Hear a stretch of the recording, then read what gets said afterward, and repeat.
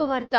మీ సొంత ఊరిలో ఉంటూ ఎలాంటి రిస్క్ మరియు ఎలాంటి పెట్టుబడి లేకుండా ప్రముఖ కంపెనీ అయిన state bank of India life insurance నందు పార్ట్ టైం లేదా ఫుల్ టైం జాబ్ చేస్తూ మీ విలువైన సమయాన్ని మీకు నచ్చిన సమయాల్లో కేటాయించి ఓరియంటెడ్ జాబ్ సేల్స్ అడ్వైజర్ గా వర్క్ చేయడానికి ఆసక్తి గల వారికి అద్భుతమైన ఉపాధి అవకాశం కలదు. వయసు 25 సంవత్సరాల నుండి 75 సంవత్సరాల వరకు. విద్యార్హత 10th inter, degree, PG. Retired private ఉద్యోగులు, హిట్మెంట్ మరియు పోస్టల్ ఏజెంట్స్, గృహిణీలు, finance sector, auditor, accountants, tax consultants, beautician, డాక్టర్లు, టీచర్లు, వ్యాపారస్తులు, వర్కింగ్ ఉమెన్స్ మరియు మార్కెటింగ్ రంగాల వారికి ఇది ఒక అద్భుతమైన అవకాశం.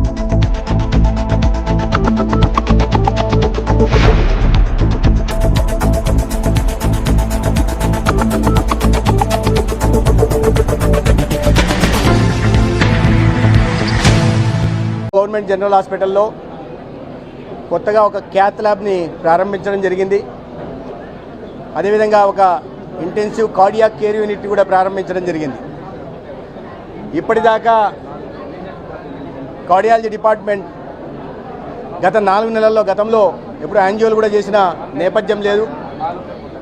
రాష్ట్రంలో కూటమి ప్రభుత్వం వచ్చిన తర్వాత కార్డియాలజీ డిపార్ట్మెంట్ ఒక 51 యాంజియోగ్రాములు చేయడం జరిగింది.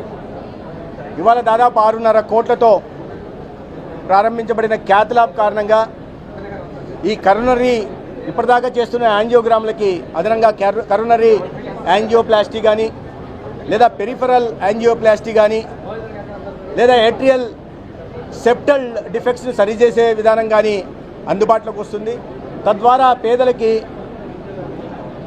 1.5 లక్షల నుంచి అంటే దాదాపు 2 లక్షల విలువ చేసే సర్జరీలు చేయడానికి, యాంజియోప్లాస్టీ చేయడానికి అవకాశం కలిగింది.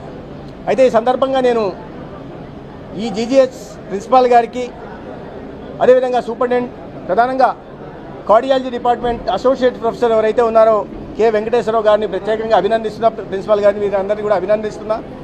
ఎందుకంటే ప్రొఫెసర్ కొరత, అసిస్టెంట్ ప్రొఫెసర్ల కొరత ఉన్నప్పటికీ కూడా కార్డియాలజీ యూనిట్లో 4 ఉండాల్సి ఉంటే కేవలం తను ఒక్కరే ఉంటూ ఇవాళ ఈ కార్డియాలజీ డిపార్ట్మెంట్ని స్ట్రెంథెన్ చేసే దిశగా పనిచేస్తున్నారు. అదేవిధంగా సర్జికల్ ఆంకాలజీ డిపార్ట్మెంట్లో కూడా ఇటీవల మోకాలికి సంబంధించి ట్యూమర్ని తొలగించి ఈ ట్యూమర్ ప్రోస్థెసిస్ చేయడం కానీ లేదా కార్సినోమా థైరాయిడ్ వస్తే వాటిని సరిచేసే ప్రయత్నం కానీ ఇటువంటి అంటే 8 లక్షల నుంచి దాదాపు 12 లక్షలు విలువ చేసే సర్జరీలు ఏవైతే ఉన్నాయో ప్రైవేట్ ఆసుపత్రులు కూడా చేయలేని సర్జరీలని ఇవాళ ఒంగోలు జీజీహెచ్లో చేయడం జరిగింది. ఆ సందర్భంగా నేను ప్రిన్సిపాల్ని, సూపరింటెండెంట్ని, డాక్టర్లను, దీనిలో పాల్గొన్న డాక్టర్లందరినీ కూడా అభినందిస్తున్నా. సపోర్టింగ్గా ఉంటున్న ఇతర ఆర్థోపెడిక్ కానీ లేదా అనెస్థీషియా డిపార్ట్మెంట్ కానీ లేదా జనరల్ మెడిసిన్ కానీ లేదా రేడియాలజీ డిపార్ట్మెంట్లో ఉంటున్న టీంని కూడా నేను అభినందిస్తున్నా. మిత్రులారా, ఇవాళ జీజీహెచ్లో చాలా అనుభవం కలిగిన డాక్టర్లు ఉన్నారు, చాలా మంచి సర్జరీలు చేయగలిగిన డాక్టర్లు ఉన్నారు. అయితే ఇబ్బంది ఏమిటంటే మంచి బిల్డింగ్ ఉన్నప్పటికీ, భవనం ఉన్నప్పటికీ సిబ్బంది కొరత చాలా తీవ్రంగా ఉంది. 0 వేకెన్సీ పాలసీ పేరుతో ఆర్భాట ప్రకటనలు చేసిన గత ప్రభుత్వం దీనికి సమాధానం చెప్పాల్సి ఉంది. ఎందుకంటే 15 నెలలుగా మేము సమీక్షలు నిర్వహిస్తుంటే ఎక్కడ చూసినా కొరతలు ఉన్నాయి. ఉదాహరణకి అదే పత్రికల్లో మళ్ళీ రాస్తుంటాను, నేనే రాజకీయాలు కానీ ఉన్న పరిస్థితిని, వాస్తవాల్ని ప్రజల ముందు పెట్టాల్సిన అవసరం ఉంది. అది చేయకుండా ప్రజల్ని మభ్యపెట్టేలాగా అసత్య ప్రచారాలు చేయడం మంచిది కాదు. ఉదాహరణకి ఇక్కడ 31 మంది ప్రొఫెసర్లు ఉండాల్సి వస్తే కేవలం 14 మంది మాత్రమే ఉన్నారు, 17 ఖాళీలు ఉన్నాయి. 46 అసోసియేట్ ప్రొఫెసర్లు అయితే 6 దాకా ఖాళీలు ఉన్నాయి. 128 అసిస్టెంట్ ప్రొఫెసర్లు ఉండాల్సి వస్తే ఇవాళ అక్కడ 43 ఖాళీలు ఉన్నాయి. 56 ట్యూటర్లు ఉండాల్సి వస్తే 51 ఖాళీలు ఉన్నాయి. అదేవిధంగా 86 సీనియర్ రెసిడెంట్స్ ఉండాల్సి వస్తే అక్కడ 73 ఖాళీలు ఉన్నాయి. అంటే ఇదే విధంగా నర్సింగ్ స్టాఫ్ కానీ ఈ విధంగా అంటే ఈ ఖాళీలు ఓవర్ నైట్ వచ్చినవి కాదు. గత ప్రభుత్వం నుంచి ఇది నేను చెప్తున్న సంఖ్య 613 టీచింగ్, నాన్ టీచింగ్ స్టాఫ్ ఉండాల్సి వస్తే 357 ఖాళీలు ఉన్నాయంటే ఎటువంటి పరిస్థితుల్ని వారసత్వంగా చంద్రబాబు నాయుడు గారి నాయకత్వంలోని కూటమి ప్రభుత్వం తీసుకుందనే ప్రయత్నం చేయాలి. అయితే వీటిని సరి చేయకుండా గతంలో 0 వేకెన్సీ పాలసీ అని మాట్లాడేసి ఇక్కడ చూస్తే 60% ఖాళీలు ఉన్నాయి. ఏ హెల్త్ ఫెసిలిటీకి పోయినా, అది టెర్షరీ హెల్త్ ఫెసిలిటీ అయినా లేదా సెకండరీ అయినా ప్రైమరీ అయినా కూడా ఎక్కడికి వెళ్ళినా కూడా ఇదే పరిస్థితిలో వేకెన్సీస్ ఉంటున్నాయి. కానీ 0 వేకెన్సీ పాలసీ అని గతంలో ఆర్భాట ప్రకటనలు చేసుకునేవారు. ఈ రోజు కూడా అదే అసత్య ప్రచారాలు చేస్తున్నారు. సూపర్ స్పెషాలిటీలో 65% దాకా వేకెన్సీస్ ఉంటున్నాయి. ఈ నేపథ్యంలో వీటిని అన్నీ సరిచేయడం, ఇన్ఫ్రాస్ట్రక్చర్ కొరతలను తీర్చడం, అదేవిధంగా ప్రధానంగా హెచ్ఆర్ కొరతలను తీర్చడంతో అద్భుతాలు ప్రభుత్వ రంగంలో వైద్యులు కూడా అద్భుతాలు సృష్టించగలరనే విషయాన్ని ఇటీవల గుంటూరులో చేస్తున్న ట్రాన్స్ప్లాంటే 108 ట్రాన్స్ప్లాంటేషన్ ఓపెన్ హార్ట్ సర్జరీలు కానీ 3 హార్ట్ ట్రాన్స్ప్లాంటేషన్ జరిగారు. ఇటీవల విమ్స్లో లివర్ ట్రాన్స్ప్లాంటేషన్ కూడా జరిగింది.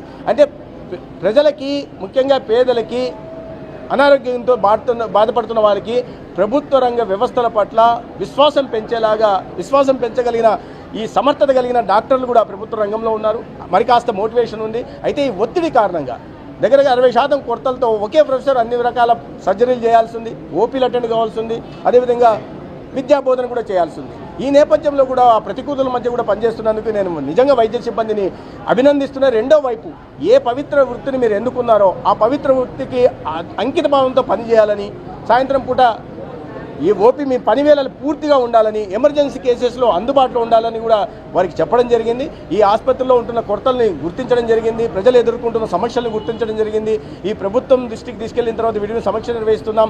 కాస్త ఫైనాన్షియల్ స్టెబిలిటీ వచ్చిన తర్వాత వీటిని అన్నింటినీ తీర్చేదిద్దగా చేసి ఆరోగ్య వ్యవస్థలు ముందుగా ఉంటున్న టీచింగ్ హాస్పిటల్స్ 17 అయితే ఉన్నాయో వీటిని స్ట్రెంథెన్ చేసే దిశగా ప్రయత్నాలు తీసుకుంటాం. అదేవిధంగా గతంలో అవగాహన రాహిత్యంతో, ఆలోచన లేకుండా మొదలుపెట్టిన కాలేజీల్లో 10 కాలేజీలు వెనుకనే టీచింగ్ స్టాఫ్ లేకుండా ఫ్యాకల్టీ డెఫిషియన్సీ ఇవాళ ఎప్పుడో 2011లో మొదలైన ఈ ఆసుపత్రిలోనే డెఫిషియన్సీ మీరు అంత శాతం ఉందంటే, 60% ఉందంటే కొత్తగా కాలేజీలకు ఎక్కడి నుంచి వస్తారు? నాణ్యమైన ప్రొఫెసర్లు, అసిస్టెంట్ ప్రొఫెసర్లు, అసోసియేట్ ప్రొఫెసర్లు లేకుండా, ట్యూటర్స్ లేకుండా, సీనియర్ రెసిడెంట్స్ లేకుండా ఎటువంటి విద్యను మనం అందించగలం? ఎటువంటి డాక్టర్లను తయారు చేయగలం? అంతేందుకు గతంలో ప్రభుత్వ ఆర్భాటంగా మొదలుపెట్టిన కళాశాలలో ముఖ్యమంత్రి గారి సొంత నియోజకవర్గమైన పులివెందల్లో షార్టేజ్ డెఫిషియన్సీ వచ్చేసి ట్యూటర్స్ డెఫిషియన్సీ, ఫ్యాకల్టీ డెఫిషియన్సీ 50%గా ఉంది. మార్కాపురంలో అయితే 4 సంవత్సరాల క్రితం మొదలుపెట్టిన కాలేజీ కేవలం 4% మాత్రమే ఆర్థిక పురోగతి ఉంది, 4% దాన్ని వదిలేశారు. ఇవన్నీ ఇప్పుడు కొత్త ప్రభుత్వం ఎప్పుడు కడుతుందని విమర్శలు చేస్తుంటారు. అందుకనే ఆ 10 కాలేజీని పబ్లిక్ ప్రైవేట్ పార్ట్నర్షిప్లో తీసుకెళ్ళి, ఎందుకంటే ఇప్పుడు ప్రధానంగా మనం ఆలోచించాల్సింది ఏంటంటే రోగులకు సంబంధించి వ్యాధి బారిన ఆసుపత్రులకు వచ్చే రోగులకి ఎటువంటి నష్టం లేదు. ఎందుకంటే ఎన్టీఆర్ వైద్య సేవ కింద 25 లక్షల దాకా ఉచితంగా వైద్య సేవ, అది ప్రభుత్వ ఆసుపత్రి అయినా ఉంటుంది, ప్రైవేట్ ఆసుపత్రి అందుతుంది. కాబట్టి రోగగ్రస్తులకి, పేదలకు వచ్చిన ఇబ్బంది లేదు.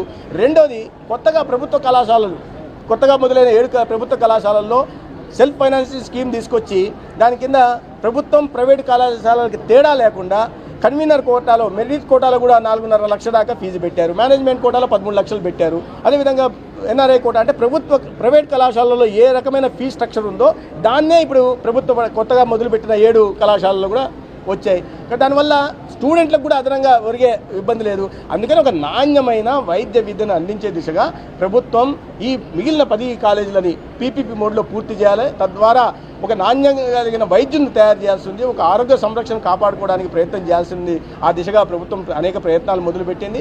ఇవాళ క్రిటికల్ కేర్ బ్లాకులు మంజూరు చేయడం కానీ, లేదా ఈ ట్రైబల్ ఏరియాస్లో ఉంటున్న మల్టీ స్పెషాలిటీ హాస్పిటల్ను నిర్మించడం కానీ, లేదా గ్రామీణ ప్రాంతాల్లో ఉంటున్న విలేజ్ హెల్త్ క్లినిక్లను కొత్తగా నిర్మించడం కోసం PM అబీమ్ కింద కానీ, లేదా ఫిట్ ఫైనాన్స్ కమిషన్ కింద నిధులు తీసుకొచ్చే దిశగా ప్రయత్నం చేస్తున్నాం. అది కాకుండా ప్రైవేటు రంగంలో కూడా అంటే పేదలకు సంబంధించినంత వరకు ఎన్టీఆర్ వైద్య సేవ ద్వారా ఉచితంగా వైద్యం లభిస్తుంది. కాబట్టి ప్రతి నియోజకవర్గంలో కూడా 175 నియోజకవర్గాల్లో 100 బెడెడ్ మల్టీ స్పెషాలిటీ, 100 నుంచి 300 మల్టీ స్పెషాలిటీ ఆసుపత్రుల నిర్మాణం కూడా చేసి ప్రతి నియోజకవర్గానికి నాణ్యమైన వైద్య సేవల్ని అందించాలని ప్రభుత్వం లక్ష్యంగా పెట్టుకుంది. ఆ దిశగా గౌరవ ముఖ్యమంత్రి గారు సమీక్షలు నిర్వహించి ప్రయత్నాలు కూడా చేయడం మొదలుపెట్టాం. దానికి సంబంధించిన RFPని ప్రైవేట్ మెడికల్ కాలేజీకి సంబంధించిన కానీ, PPP మోడ్లో నిర్మించే విషయంలో కానీ, లేదా PPP మోడ్లో 100 నుంచి 300 పడకల ఆసుపత్రులు నిర్మించే విషయంలో కానీ RFP తయారు చేయడం జరిగింది. అది తొందరలోనే వీటికి టెండర్లు పిలవడం, ఆసుపత్రుల నిర్మాణానికి కూడా చర్యలు తీసుకోవడం జరుగుతుంది.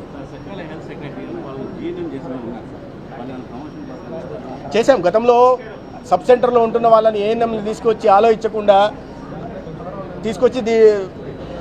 వాళ్ళను ఇవ్వకుండా, ఈ కొత్తగా విలేజ్ హెల్త్ క్లినిక్ కాకుండా కొత్తగా తీసుకొచ్చారు, నియామకాలు చేపట్టారు. దాంతో వీళ్ళు ఆగిపోయారు. ఈ ఏఎన్ఎంల మళ్ళీ JNM ట్రైనింగ్ ఇచ్చారు. వాళ్ళలో చాలామందికి మనం 2000 పైగా ప్రమోషన్లు ఇచ్చాం. ఇంకా సెకండ్ GMలో ఉంటున్న వాళ్ళ దీన్ని కూడా పరిశీలిస్తున్నాం. ఒక్కొక్కటి చేసుకుంటున్నాం. 43,000 మంది ఆశా వర్కర్లకి గతంలో వాళ్ళకి గ్రాట్యుటీ లేదు, వన్ టైం గ్రాట్యుటీ ఇస్తున్నాం. రిటైర్మెంట్ ఏజ్ చాలా కాలంగా వాళ్ళు డిమాండ్ చేస్తున్నారు. ఈ ప్రభుత్వం వస్తూనే గౌరవ ముఖ్యమంత్రి గారి ఆదేశాల మేరకు ఆ రిటైర్మెంట్ ఏజ్ని 60 నుంచి 62 చేశాం. అదేవిధంగా గతంలో వాళ్ళకి మెటర్నిటీ లీవ్లు కూడా ఉండేవి కాదు. గర్భం దాలిస్తే మెటర్నిటీ లీవ్ ఉండే పరిస్థితి ఉంది. దానికి 2 మెటర్నిటీ లీవులు కూడా ఇచ్చే ప్రయత్నం చేశాం. అదేవిధంగా ఏఎన్ఎం దగ్గర నుంచి నర్సింగ్ స్టాఫ్ దగ్గర నుంచి ఉంటున్న ఇబ్బందుల్ని, వారి సమస్యల్ని, అనేక రకాల సమస్యలు ఉన్నాయి, వాటిని అన్ని తీర్చే దిశగా ప్రయత్నం చేస్తాం. ఆయుష్ కూడా స్ట్రెంథన్ చేస్తున్నాం. అదేవిధంగా డ్రగ్ డిపార్ట్మెంట్ని కానీ, డ్రగ్ అథారిటీ, కంట్రోల్ అథారిటీని కానీ, పర్టికులర్గా ప్రివెంటివ్ మెడిసిన్ మీద కూడా ప్రత్యేకంగా దృష్టి పెట్టి ఆ స్ట్రెంథన్ చేసి నివారణ చర్యలు చేపట్టే దిశగా, అంటే ప్రజలు ఎక్కువ ఆ రోగాలు బారిన పడకముందే వారిని గుర్తించి వారికి తగిన మొదటి స్థాయిలో దీంట్లో ఉంటే, స్టేజెస్లో ఉంటే వాటిని గుర్తించి చికిత్స అందించే దిశగా కూడా ప్రయత్నాలు మొదలుపెట్టాం. దాంట్లో భాగంగానే NCD 3.0లో హైపర్ టెన్షన్ ఎంతమందికి, డయాబెటీస్ ఎంతమందికి ఉంది, అదేవిధంగా క్యాన్సర్ కూడా 4,10,00,000 మందికి ఉచితంగా క్యాన్సర్ పరీక్షలు నిర్వహిస్తున్నాం. ఇప్పటిదాకా 2,20,00,000 మందికి నిర్వహించడం జరిగింది.